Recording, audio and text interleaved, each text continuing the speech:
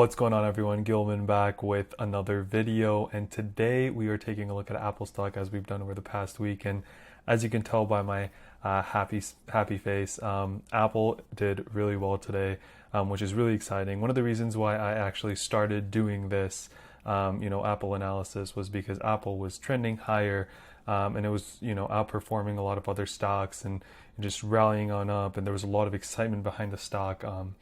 It just so happened that when I started, analyzing the stock last week, that we saw a couple of days where Apple wasn't doing so hot and trailing the market.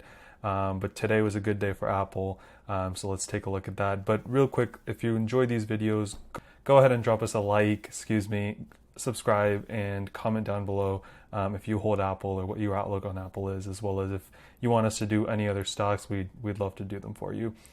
Now, so getting right into it, taking a look at the market, and I have the Dow Jones pulled up here. Not a great day for Dow overall, right? So it ended the day down 500 points, but at some levels it was down 900 points, which is huge. It's almost 1,000-point drop.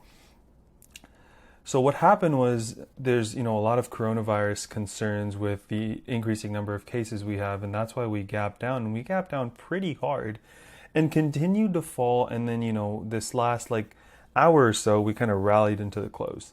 Now, taking a look at Apple, right?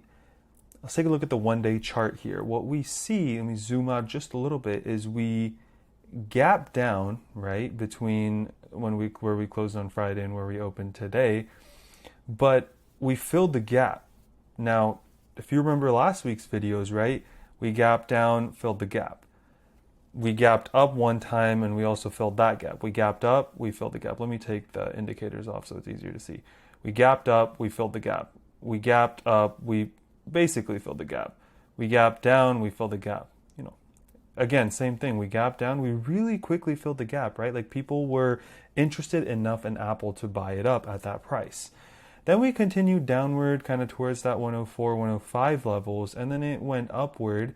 And then in the last hour or so of the market, we went from 106 all the way up to 110, which is amazing on a day where the Dow was down almost 2%. Apple is up 3%, and Apple makes a decent amount of the Dow, right? So that just kind of shows you how weak the overall market was today and how strong Apple was compared to that, which is really exciting news. One thing that I want to that I've always done is I've shown kind of the indicators, right? So putting moving average lines on here. What we see here is, we're kind of making our way towards that 50-day moving average line. Now that's a really good, or really important rather, indicator, because it's really going to test that hopefully soon, right? So two things can happen now. It can continue this trend upward. But now it has that 50-day moving average, which last week we talked about could be a support. Now it can be a resistance point, right? So once it gets to this, I guess right here it'll say what it is, and right now it's 110.87. Right now it's at 110.08, 110.22 after hours, so depending on where it is tomorrow, it could look to test that. Now, it could test that and break through it if the momentum is anywhere close to what it was in the last hour of today's market for Apple. Or it could hit that level, and maybe if the momentum just isn't there, it could get rejected and then continue down for a little bit and then try it again, right? So that's just something that I want to show you. The other indicator I look at personally is the EMA.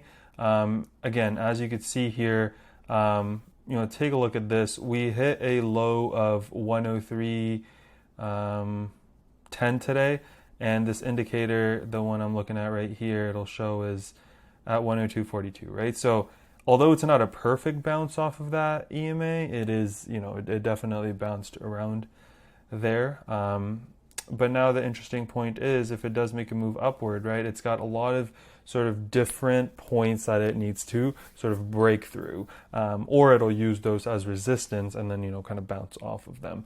So overall, really exciting day for Apple.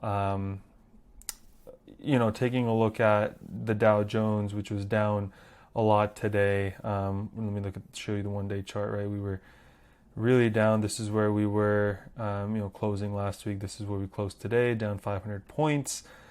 Same thing with S&P.